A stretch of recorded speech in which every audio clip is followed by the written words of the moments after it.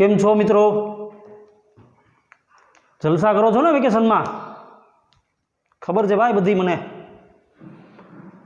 कई वांधो नहीं। हवे जुओ आ विद्युत बारना गुणधर्मो आपणे बे भणी गया छीए अने हवे त्रीजो गुणधर्म आपणे लेवानो छे विद्युत बारनुं क्वोंटमीकरण एटले के क्वोंटाइजेशन ऑफ चार्ज। बहु अगत्यनो टॉपिक है, परीक्षा माटे कामनो, दाखलाओ माटे कामनो, एमसीक्यू माटे कामनो, समझवानी मजा आवे एवो टॉपिक है बाळको। गुजराती में क्वोंटमीकरण एवो शब्द है आ टॉपिक, विद्युत बारनु क्वोंटमीकरण। हवे बाळको प्रश्न आपणे ए थाय के क्वोंटमीकरण में क्वोंटम अने करण एवा बे शब्दों है, तो क्वोंटम कई गुजराती शब्द लागतो नथी। साची बात है, क्वोंटम हकीकत में लेटिन वर्ड है अने आपणा गुजराती भाईओए क्वोंटम ने करण लगाड़ी दीधुं छे। जो हूँ तमने कहूँ,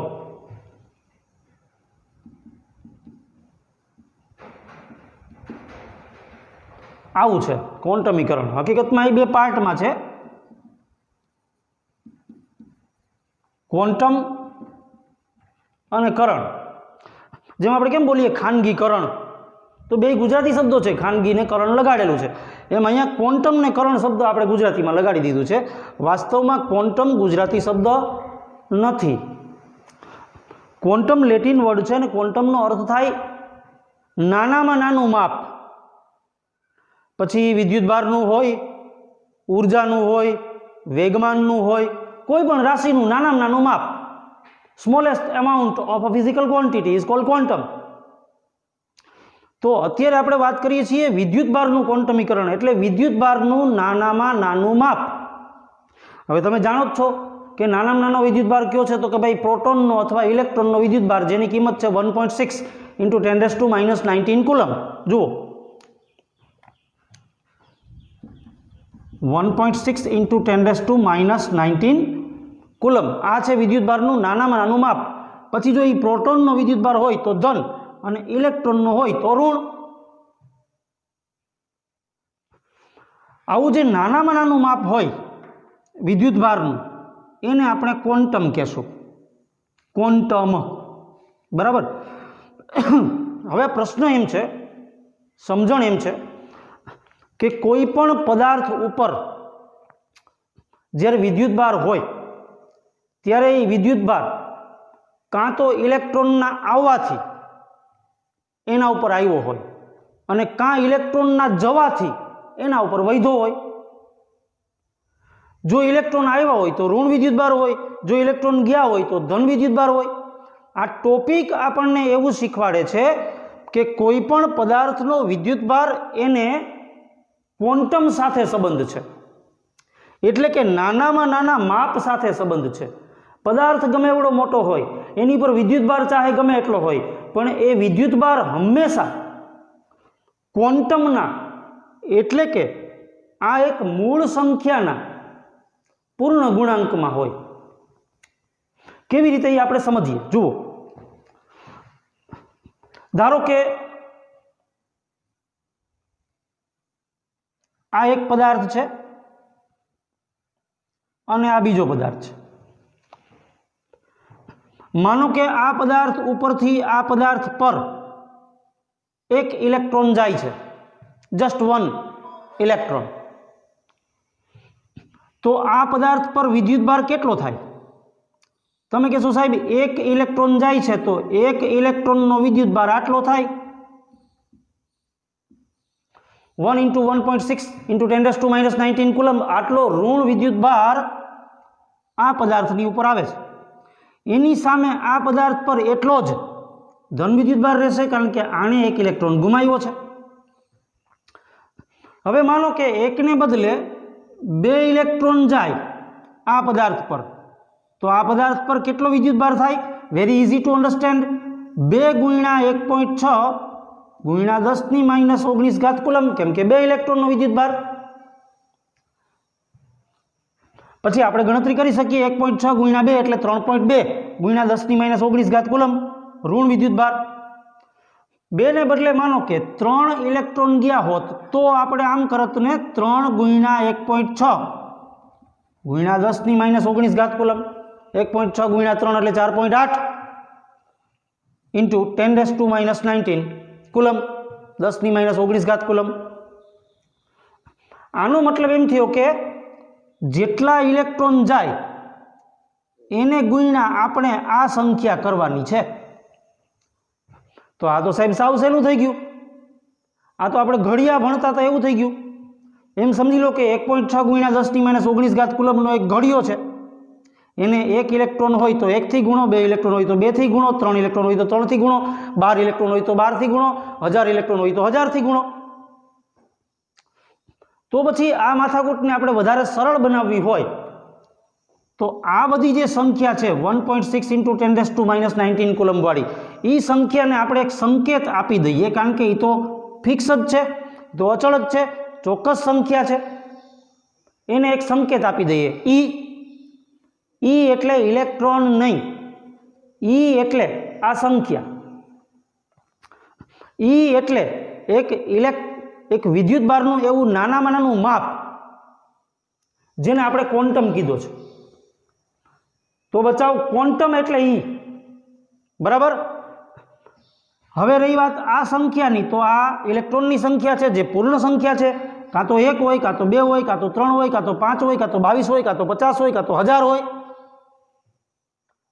પૂર્ણ સંખ્યા, કારણ કે ઇલેક્ટ્રોનના ટુકડા ન થાય, ઇલેક્ટ્રોન પૂર્ણ સંખ્યામાં જ હોય, એટલે એક પદાર્થ ઉપરથી બીજા પદાર્થ ઉપર જતા ઇલેક્ટ્રોનની સંખ્યા હંમેશા પૂર્ણ સંખ્યા જ હોય. તો એ સંખ્યા માટે આપણે સંકેત લગાડી દઈએ n. હવે વિચારો કે આ પદાર્થ ઉપર જે વિદ્યુતભાર છે એ આ સંખ્યા અને ઇલેક્ટ્રોનની સંખ્યા, વિદ્યુતભાર અને ઇલેક્ટ્રોનની સંખ્યાના ગુણાકાર જેટલો જ હોય. એટલે કે E અને N ના ગુણાકાર જેટલો જ વિદ્યુતભાર કોઈ પણ પદાર્થની ઉપર હોય, પછી ભલે એ ઋણ હોય કે ધન હોય. તો કોઈ પણ પદાર્થ પરના વિદ્યુતભારને આ બે પદો, બે સંખ્યાના ગુણાકારના સ્વરૂપમાં એક સૂત્ર રૂપે લખી શકાય, જેને આપણે વિદ્યુતભારનું ક્વોન્ટમીકરણ કહીએ છીએ. જુઓ, ગુણધર્મ નંબર 3, વિદ્યુતભારનું ક્વોન્ટમીકરણ એટલે કે ક્વોન્ટાઇઝેશન ઓફ ચાર્જ. સાવ સીધું સાદું સૂત્ર, Q બરાબર Ne, જ્યાં Q એટલે કોઈ પણ પદાર્થ પરનો વિદ્યુતભાર છે, N એટલે પૂર્ણ સંખ્યા છે જે ઇલેક્ટ્રોનની સંખ્યા છે, અને E એટલે મૂળભૂત વિદ્યુતભાર છે, ફંડામેન્ટલ ચાર્જ. Q બરાબર Ne. આ સૂત્ર આપણને જો N અને E ખબર હોય તો Q એટલે કે વિદ્યુતભાર શોધવામાં કામ લાગે. જો કોઈ પદાર્થ પરનો વિદ્યુતભાર આપેલો હોય, ગુજકેટમાં 1 માર્કનો પ્રશ્ન હોય કે કોઈ પદાર્થ પર વિદ્યુતભાર આપેલો છે, તો તે પદાર્થ પર કેટલા ઇલેક્ટ્રોન હશે જાણવું હોય તો આ જ સૂત્રમાંથી N ને સૂત્રનો કરતા બનાવી દઈએ, Q/E, એટલે આપણને સંખ્યા મળી જાય ઇલેક્ટ્રોનની. અને E તો ક્યારેય શોધવો જ ના પાડે, કારણ કે Eની સંખ્યા તો ફિક્સ છે, જે આપણને ખબર જ છે, 1.6 ઇન્ટુ 10⁻⁻19 કુલમ. બે જ વસ્તુ શોધવાની આવે, કાં તો Q કાં તો N, બરાબર. હવે બાળકો, આના ઉપરથી આપણે દાખલાઓ ગણી શકીએ, ન્યુમેરિકલ્સ, નાના નાના દાખલાઓ આ સૂત્ર ઉપરથી પૂછી શકાય. તો એના માટે આપણે એક ઉદાહરણ લઈએ, એક દાખલો ગણીએ નાનકડો, અને સાવ ઇઝીલી ગણીએ. જુઓ, ધારો કે એક પદાર્થ પરથી, આ પદાર્થ પરથી 1 સેકન્ડમાં 10 ઇલેક્ટ્રોન આ પદાર્થ પર જાય છે. કેટલા ઇલેક્ટ્રોન? 10 ઇલેક્ટ્રોન. એક પદાર્થ પરથી બીજા પદાર્થ ઉપર 10 ઇલેક્ટ્રોન 1 સેકન્ડમાં જાય છે, એવો આપણો પ્રશ્ન, એવી આપણી ડેટા છે. તો 1 મિનિટમાં આ બંને પદાર્થ પર કેટલો વિદ્યુતભાર હશે, એવો એક પ્રશ્ન. પ્રશ્ન ફરીથી કહું છું, સાંભળો. પદાર્થ 1 ઉપરથી 1 સેકન્ડમાં 10 ઇલેક્ટ્રોન બીજા પદાર્થ પર જાય છે, 10 ઇલેક્ટ્રોન. તો તો 1 મિનિટના અંતે બંને પદાર્થ પર કેટલો વિદ્યુતભાર હશે એ આપણે નક્કી કરવું હોય તો શું કરવું પડે? આ સૂત્રનો ઉપયોગ કરવો પડે. Q બરાબર NE, આ સૂત્રનો ઉપયોગ કરવો પડે.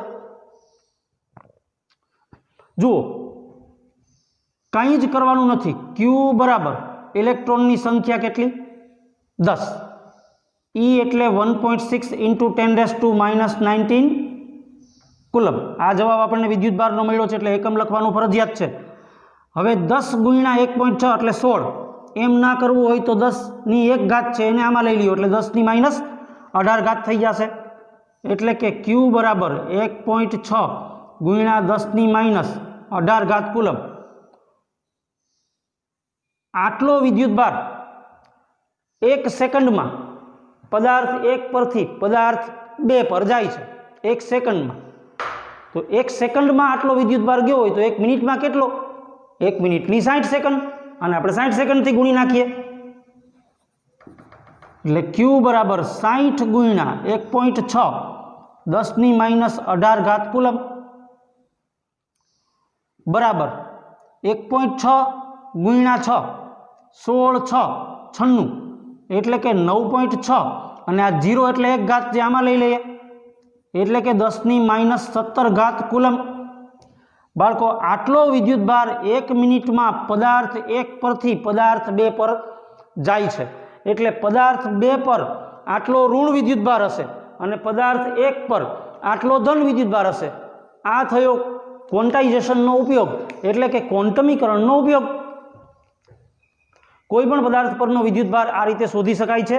આપણી ટેક્સ્ટબુકમાં દાખલા છે, MCQ છે, જેમાં જુદા જુદા સમયગાળા જુદી જુદી ડેટા આપીને વિદ્યુતભાર ગણવા માટે પૂછવામાં આવે છે. તો આપણે હવે એ દાખલાઓ નેક્સ્ટ લેક્ચરમાં ભણશું. આ આપણા વિદ્યુતભારના ગુણધર્મો અહીંયા પૂરા થઈ ગયા છે. આ ગુણધર્મોની વચ્ચે મેં તમને એક બીજી વાત કરેલી હતી, બિંદુવત વિદ્યુતભાર, જેની આપણે અત્યારે ચોખવટ કરેલી, એટલે આ ટોપિક સંપૂર્ણ પૂરો થઈ જાય. બિંદુવત વિદ્યુતભાર કોને કહેવાય બાળકો? તો સીધી સાદી સમજણ તો એવી છે કે નાનામાં નાનો વિદ્યુતભાર હોય એને બિંદુવત વિદ્યુતભાર કહેવાય. નાનામાં નાનો હોય એને. પણ જ્યારે કોઈ મોટો વિદ્યુતભાર, વધુ વિદ્યુતભાર ધરાવતો કોઈ કણ હોય કે પદાર્થ હોય તો એને આપણે સામાન્ય સંજોગોમાં બિંદુવત વિદ્યુતભાર ન કહી શકીએ. પણ જ્યારે બે જુદા જુદા પદાર્થોની વાત કરતા હોઈએ અને બે પદાર્થો એકબીજાથી ઘણા બધા દૂર હોય, એમની વચ્ચેનું અંતર ખૂબ વધારે હોય, એમ સમજી લો કે જે પદાર્થ ઉપર વિદ્યુતભાર છે એ પદાર્થની સાઇઝ, એ પદાર્થનું પરિમાણ, ડાયમેન્શન, એ ડાયમેન્શનના પ્રમાણમાં જો બે પદાર્થો વચ્ચેનું અંતર ખૂબ મોટું હોય, એટલે કે અંતરની સરખામણીમાં જો તમે પદાર્થના પરિમાણને અવગણી શકો એમ હો, તો એ પદાર્થ પરના વિદ્યુતભારને બિંદુવત વિદ્યુતભાર કહેવાય. પછી ભલે એ બહુ મોટો વિદ્યુતભાર હોય તો કંઈ વાંધો નહીં, પણ એને આ સંજોગોમાં બિંદુવત વિદ્યુતભાર કહેવાય. તો આ બિંદુવત વિદ્યુતભારનો જે કન્સેપ્ટ છે એ આપણને દાખલાઓમાં કામ લાગે એટલા માટે મેં તમને આ ચોખવટ કરી. બાળકો, ટોપિક કયો હતો? વિદ્યુતભારના ગુણધર્મો. આ ટોપિકને આપણે સંપૂર્ણપણે અહીંયા સમજી લીધો છે. હવે આપણે નેક્સ્ટ લેક્ચરમાં દાખલા ભણવાના છે. થઈ જાજો રેડી, અને આ બધી થિયરી વાંચીને તૈયાર રાખજો. Good bye.